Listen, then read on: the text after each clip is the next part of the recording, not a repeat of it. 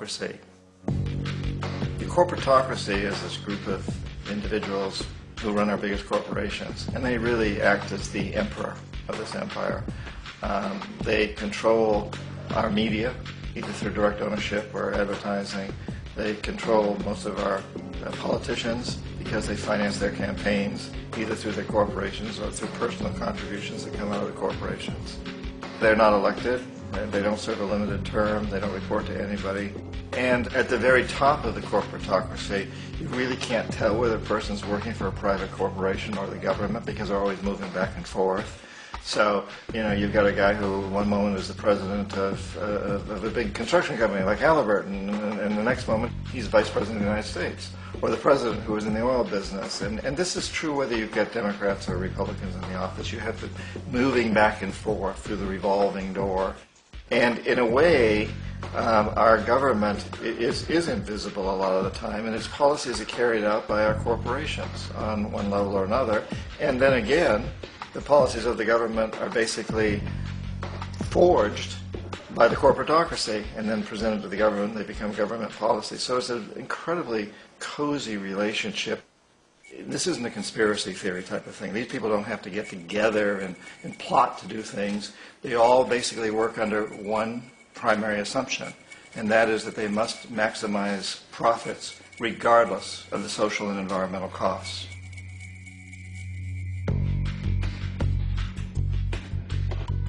This process of manipulation by the corporatocracy through the use of debt, bribery, and political overthrow is called globalization. Just as the Federal Reserve keeps the American public in a position of indentured servitude through perpetual debt, inflation, and interest, the World Bank and IMF serve this role on a global scale. The basic scam is simple. Put a country in debt either by its own indiscretion or through corrupting the leader of that country, then impose conditionalities or structural adjustment policies, often consisting of the following. Currency devaluation. When the value of a currency drops, so does everything valued in it. This makes indigenous resources available to predator countries at a fraction of their worth. Large funding cuts for social programs. These usually include education and healthcare, compromising the well-being and integrity of the society, leaving the public vulnerable to exploitation. Privatization of state-owned enterprises. This means that socially important systems can be purchased and regulated by foreign corporations for profit. For example, in 1999, the World Bank insisted that the Bolivian government sell the public water system of its third largest city to a subsidy of the U.S. corporation Bechtel. As soon as this occurred, water bills for the already impoverished local residents skyrocketed. It wasn't until after a full-blown revolt by the people that the Bechtel contract was nullified. Then there is trade liberalization, or the opening up of the economy through removing any restrictions on foreign trade. This allows for a number of abusive economic manifestations, such as transnational corporations bringing in their own mass-produced products, undercutting the indigenous production and ruining local economies. An example is Jamaica, which, after accepting loans and conditionalities from the World Bank, lost its largest cash crop markets due to competition with Western imports. Today, countless farmers are out of work, for they are unable to compete with the large corporations. Another variation is the creation of numerous, seemingly unnoticed, unregulated, inhumane sweatshop factories, which take advantage of the imposed economic hardship. Additionally, due to production deregulation, environmental destruction is perpetual, as a country's resources are often exploited by the indifferent corporations while outputting large amounts of deliberate pollution.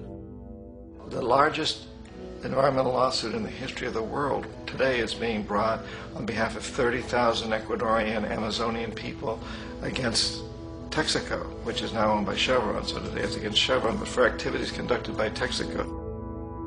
Estimated to be more than 18 times what the Exxon Valdez dumped into the coast of Alaska. In the case of Ecuador, it wasn't an accident. The oil companies did it intentionally. They knew they were doing it to save money out there rather than arranging for a proper disposal. Furthermore, a cursory glance at the performance record of the World Bank reveals that the institution, which publicly claims to help poor countries develop and alleviate poverty, has done nothing but increase poverty and the wealth gap, while corporate profits soar. In 1960, the income gap between the fifth of the world's people in the richest countries versus the fifth in the poorest countries was 30-1. By 1998, it was 74-1. While global GNP rose 40% between 1970 and 1985, those in poverty actually increased by 17%. While from 1985 to 2000, those living on less than $1 a day increased by 18%. Even the Joint Economic Committee of the U.S. Congress admitted that there is a mere 40% success rate of all World Bank projects. In the late 1960s, the World Bank intervened in Ecuador with large loans.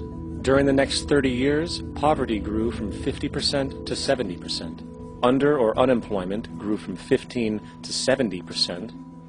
Public debt increased from 240 million to 16 billion, while the share of resources allocated to the poor went from 20% to 6%. In fact, by the year 2000, 50% of Ecuador's national budget had to be allocated for paying its debts. It is important to understand the World Bank is, in fact, a U.S. bank, supporting U.S. interests. For the United States holds veto power over decisions, as it is the largest provider of capital. And where did it get this money? You guessed it, it made it out of thin air through the fractional reserve banking system. Of the world's top 100 economies, as based on annual GDP, 51 are corporations, and 47 of that 51 are U.S.-based. Walmart, General Motors, and Exxon are more economically powerful than Saudi Arabia, Poland, Norway, South Africa, Finland, Indonesia, and many others. And as protective trade barriers are broken down, currencies tossed together and manipulated in floating markets, and state economies overturned in favor of open competition and global capitalism, the empire expands. You get up on your little 21-inch screen and howl about America and democracy. There is no America. There is no democracy. There is only IBM and ITT and AT&T and DuPont, Dow, Union Carbide, and Exxon. Those are the nations of the world today. What do you think the Russians talk about in their councils of state? Karl Marx? They get out their linear programming charts, statistical decision theories, minimax solutions, and compute the price-cost probabilities of their transactions and investments, just like we do. We no longer live in a world of nations and ideologies, Mr. Beale. The world is a college of corporations, inexorably determined by the immutable bylaws of business. The world is a business, Mr. Beale.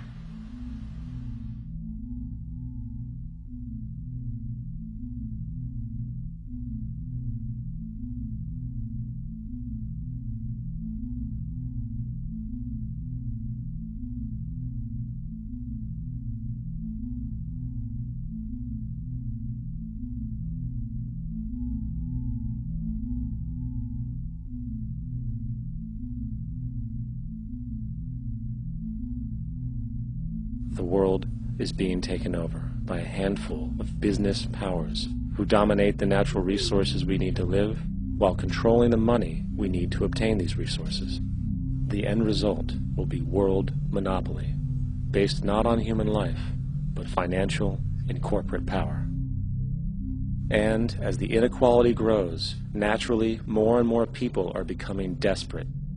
So the establishment was forced to come up with a new way to deal with anyone who challenges the system. So they gave birth to the terrorist.